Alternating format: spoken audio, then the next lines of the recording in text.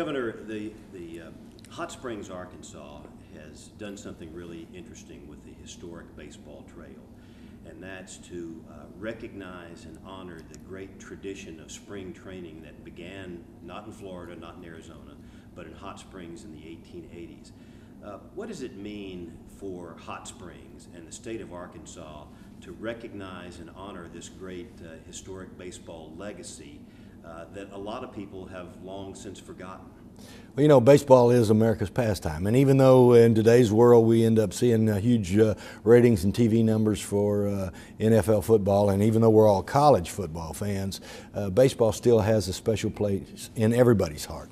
And consequently, the history of baseball, which is so much a part of what baseball is, statistics, history, records, big names in the game, becomes such an important part of the sport and of what we enjoy about it. So part of that history, talking about Hot Springs specifically, being the first place where we did spring training, and all of the famous baseball players, including but not limited to Babe Ruth, who spent time in Hot Springs, Arkansas, creates a legacy and a heritage and a history about Hot Springs that they need to really promote, and that all Arkansans should be proud of. And in fact, it's a portion, I think, of the whole historic approach to tourism that Hot Springs really brings to the table, because there were a lot of other folks in there over and above the baseball players.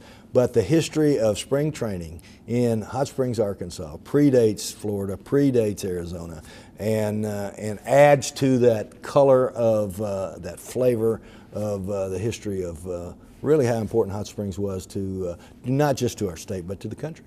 And if you're a baseball fan, you ought to go to Hot Springs to see what's there.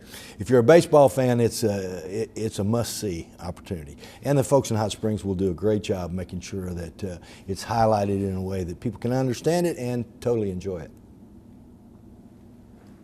Good. Thank you, sir. All right.